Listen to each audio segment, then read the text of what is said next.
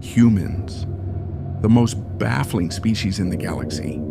They are creatures of land relying on oxygen, and yet they behave as though nature's rules don't apply to them. It's as if they see limits not as boundaries, but as challenges to be crushed underfoot. I've spent years observing them, cataloging their habits, their quirks, and most alarmingly, their reckless disregard for self-preservation. They cannot fly naturally, but does that stop them from hurling themselves out of aircraft with nothing but fabric and cords strapped to their backs? Of course not. They cannot breathe underwater, yet they willingly plunge into oceans deeper than most planetary crusts, armed only with compressed air tanks and an inflated sense of invincibility. And let's not even discuss space. Humans, fragile beings who can't survive in a vacuum, decided long ago to strap themselves to giant metal canisters filled with explosive fuel and launch themselves into the void. The first time I saw this, I thought it was a mass extinction event. No, it was progress. But this isn't just about their survival instincts, or lack thereof. Humans do all this willingly for fun. Fun. They jump off cliffs with ropes tied to their ankles. They race vehicles at speeds that would pulverize their fragile bodies in an instant if anything went wrong. They consume substances so spicy that their bodies treat the experience as if it's under attack. Did you know the sensation of spicy is actually a pain response? They enjoy pain. I once confronted my companion, a human named Captain Zarek, about this. Why? I asked. Why do you find pleasure in defying death? He grinned, as humans often do when their insanity is questioned. Because it makes us feel alive, he said. If we lived every day without taking risks, what's the point of living at all? That statement sums up the human condition perfectly. They're not satisfied merely existing. They must push, explore, and conquer every challenge, no matter how dangerous. This drive is what makes them both fascinating and utterly terrifying to everyone else in the galaxy. Take, for example, the time Zarek decided we should land on Thalassa 7, a planet covered almost entirely in water. Humans don't have gills. They can't survive in water for long. Yet, there he was, preparing the ship for a water landing as if this was perfectly reasonable. "Captain," I said, my voice tight with concern, "you do realize we are not aquatic beings?" He chuckled. "Don't worry, Drix, we've got this." The ship groaned as it settled into the churning sea. Outside, the waves rose like living walls, hammering the hull with unrelenting force. I clung to the railing, my multiple limbs gripping tightly. Meanwhile, Zarek, our fearless human captain, was grinning like this was his idea of a relaxing holiday.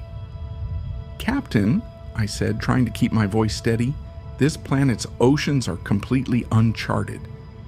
Who knows what kind of predators live down there?" "That's why we're here, Drix," he replied, as if that explained everything.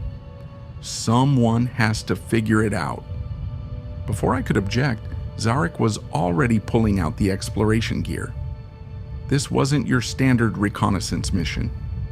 No, he brought what he called a hydrojet suit, an absurd contraption that strapped turbines to his back to propel him underwater at what he proudly described as ridiculous speeds.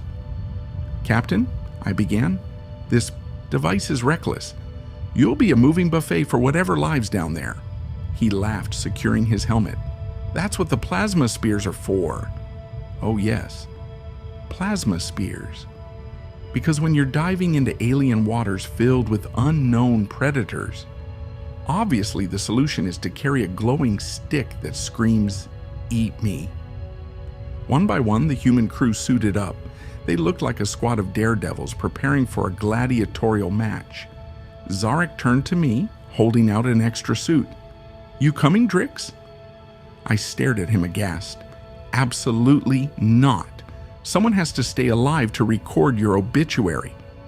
He shrugged, unbothered, and with a signal to his team, they leapt off the ship, vanishing into the depths.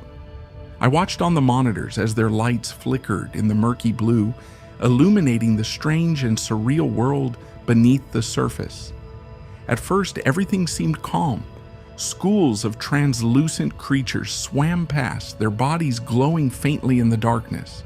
But then, the sensors picked up a massive energy signature, something moving fast.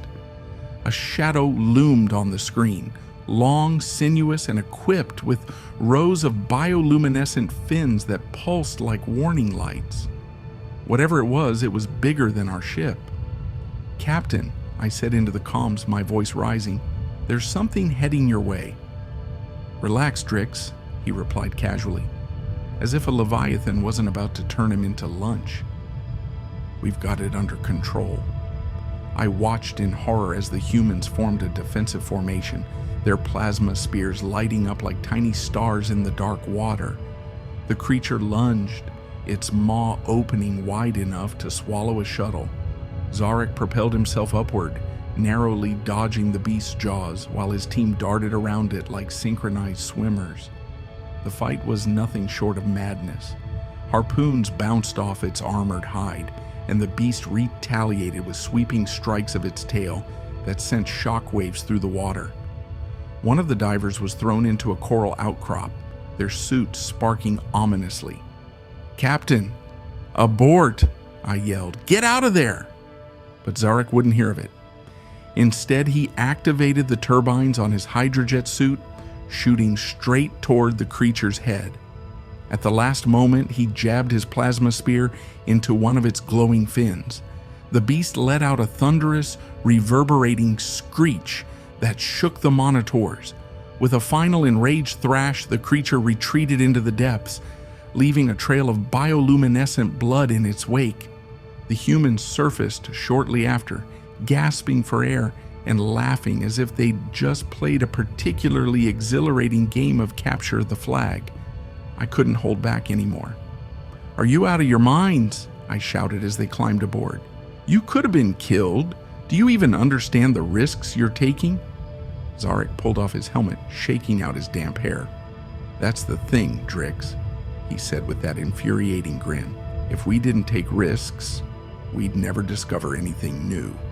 The universe doesn't reward the cautious." "And what about your lives?" I snapped.